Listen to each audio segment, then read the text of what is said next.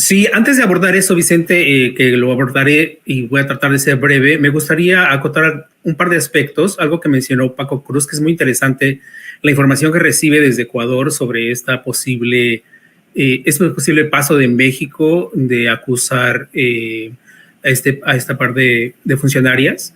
Pero ahí va a haber una complicación importante porque al no haber una relación diplomática con México, no puede hacer una solicitud formal de extradición. O sea, judicialmente hay un problema ahí que se tendría que enfrentar adicional a ese proceso. Entonces ahí había es como parte de las reglas internacionales, ¿no? Digamos, ahí tendremos ese problema. Luego, de lo que señala Eduardo Sabugal, es interesante porque, bueno, entiendo esta postura de decir, sí es parte de lo mismo de que México dio asilo y etcétera. O sea, no es un debate, yo no estoy diciendo si es correcto o no es correcto, porque tenemos que asumir esto. Cuando se hace esta decisión, yo puedo políticamente y personalmente estar de acuerdo con esa decisión de México de darle asilo a Gal. Está bien. A Glass, perdón. Puedo estar de acuerdo con eso, no, pero dentro del marco jurídico internacional sí se puede presentar ese argumento de si es correcto o no darle el proceso de asilo. O sea, sí entra dentro del marco institucional a nivel internacional y es justamente lo que va a ocurrir. Por eso son dos vías. Y cuando yo decía separar en esta parte, era importante hacerlo. ¿Por qué? Porque por un lado, México lo que tiene estaba buscando el respaldo internacional justamente para condenar de manera efectiva lo que estaba haciendo, lo que se hizo en la Embajada de México por parte del gobierno de Ecuador. Con eso ya encima, evidentemente es un respaldo importante para los siguientes procesos en la Corte de Justicia, ¿no?, internacional. Entonces ahí vamos a ver un nuevo proceso, pero por eso son dos vías distintas. O sea, no porque si estamos o no de acuerdo en que le haya dado, porque como bien explica, pues bueno, hay una tradición en México sobre el proceso de asilo, que bueno, no nos vamos a contar toda la historia aquí, que también lo ha comentado Mulay Maza, ¿no? De algún modo es parte, digamos, de la tradición diplomática mexicana, pero ya en el marco internacional sí debe haber una separación y es parte del tema. Por ejemplo, en el caso de Ecuador, quiso llevar ese asunto y combinarlo para justificar el ataque a la embajada, ¿no? Transmitiendo el video donde Andrés Manuel López Obrador hablaba sobre por qué había sido asesinado Villavicencio. Y entonces lo que hace el enviado diplomático del Ecuador en la OEA es decir, pues bueno, intervino en la política del Ecuador, etcétera, etcétera.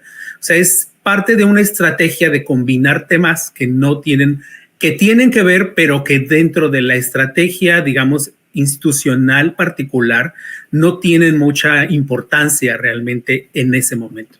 Por eso es importante ver que el resultado de la OEA es como muy claro, decir, lo que se está condenando es la acción de Ecuador contra la Embajada de México en Quito.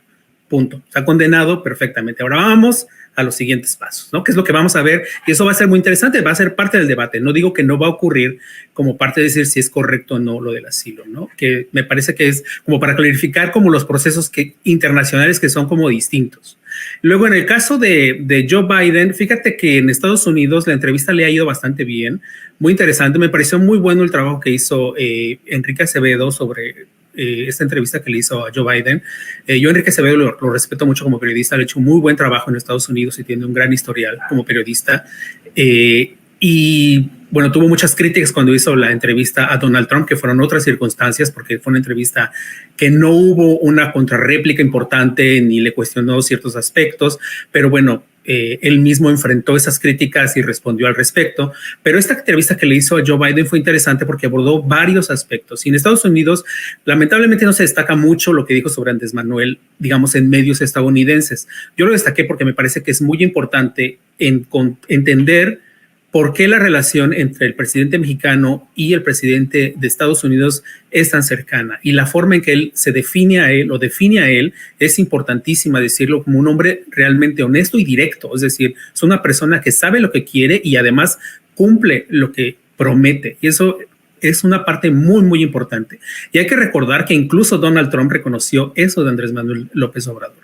Entonces, hay que establecer, digamos, ese respeto que sí tiene la figura de Andrés Manuel López Obrador, que yo no había visto con ningún otro presidente a ese nivel. O sea, sí hay un respeto diplomático, parte del protocolo, etcétera, pero no esa expresión de esta forma, yo no lo había visto y a mí me parece que sí es importante remarcarlo y destacarlo. Ahora, ¿qué es lo importante que se destaca de la entrevista? Bueno, los temas de inmigración. Ahorita, por ejemplo, estoy trabajando algo porque Joe Biden está a punto de presentar, por ejemplo, están trabajando una orden ejecutiva para tomar acciones específicas en la frontera para reducir todavía más el cruce de migrantes. Esta sería una ley que incluso utilizó Donald Trump y puede generarle un problema también a Joe Biden porque es parte de la ley de nacionalidad e inmigración en los Estados Unidos que le da ciertos poderes ejecutivos al presidente para, bajo ciertas circunstancias, controlar el flujo de la inmigración, incluso lo que se llama cerrar la frontera. Entonces, están analizando eso y podría haber una decisión pronto y evidentemente eso no le conviene mucho en el proceso electoral en el que se encuentra inmerso, pero lo dijo y es un tema súper importante, ha estado circulando muchísimo. Y por otro lado, pues queda mucho más clara, yo creo que, no sé si lo han abordado antes, me metí ya un poco tarde y no me pude conectar, si hablaron un poco de lo que está ocurriendo también en Israel y cómo a Estados Unidos cada vez le cuesta más trabajo dar ese respaldo a Netanyahu y que ahora el presidente Biden incluso señala lo que está haciendo, pues es incorrecto, pero no sabe ahora Estados Unidos cómo salirse de este problema en cuanto al discurso y la posición oficial, porque no puede, y eso también lo he recalcado en otras entrevistas, si alguien está esperando en algún momento que Estados Unidos deje de apoyar a Israel, está totalmente equivocado, puede esperarse sentado o irse a dormir, porque eso no va a ocurrir nunca. Israel es su socio estratégico en Medio Oriente y es su principal socio en esa región, no solamente por asuntos económicos, sino de seguridad nacional. Parte de la gran estrategia que tiene Estados Unidos en seguridad nacional es una estrategia militar mundial y Israel es un país esencial en esa estrategia. Entonces, lo que le está complicando es justamente en este diálogo de defensa de derechos humanos y permitir lo que el gobierno de Netanyahu está haciendo. Entonces, es muy interesante y eso es, digamos, lo que se ha destacado mucho más de esta entrevista. A mí me lamenta mucho porque en Estados Unidos la prensa, lamentablemente, no aborda, por ejemplo, no destaca este tipo de relaciones, este tipo de interacción que tiene el gobierno de México con Estados Unidos y solamente destaca las cosas negativas de México. Y eso tiene que ver mucho con las corresponsalías en México.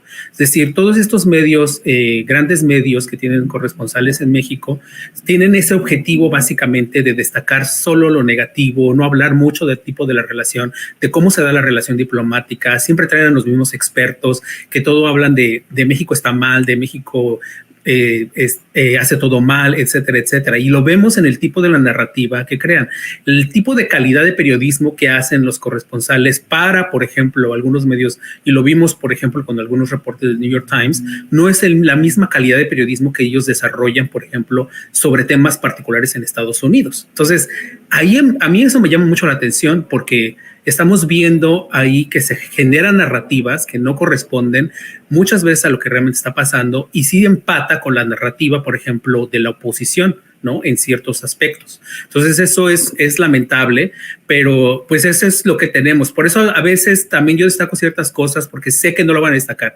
Por ejemplo, recién salió un reporte, eso a mí me impresiona mucho como incluso los medios mexicanos no lo destacan.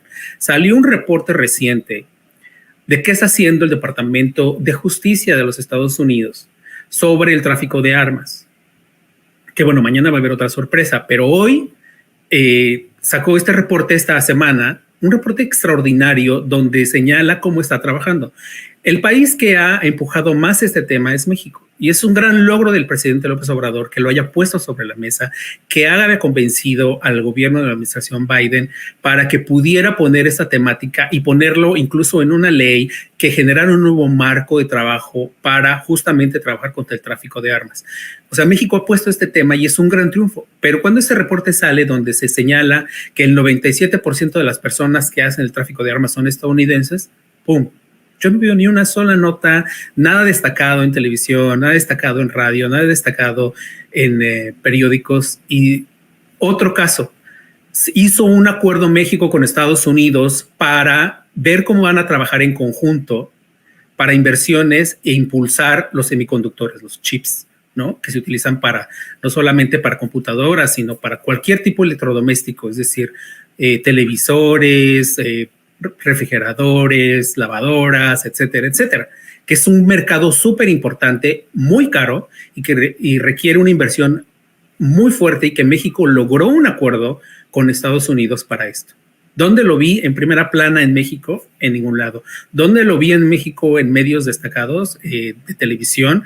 En ningún lado. En radio, nada. Es impresionante. A mí me impresiona mucho cómo desde la prensa, desde ambos lados, no destacan estos aspectos que son tan importantes, porque viene en esta política de decir, solo hay que decir lo negativo, porque lo negativo es lo que realmente importa. Pues sí, pero lo positivo, esto tú puedes escudriñar y ver exactamente cómo impacta a tu población el hecho que se logre un acuerdo y que hay aspectos a que los países puedan seguir avanzando, porque no solo eso, siguen avanzando y aumentan su interdependencia, lo cual es algo que en México no se habla mucho sobre esto, de por qué México y Estados Unidos nunca van a ser realmente enemigos, que nos permite de algún modo ir hacia un camino paralelo de algún modo, pero hacia una dirección similar, pues. Entonces es muy interesante la forma en que se aborda.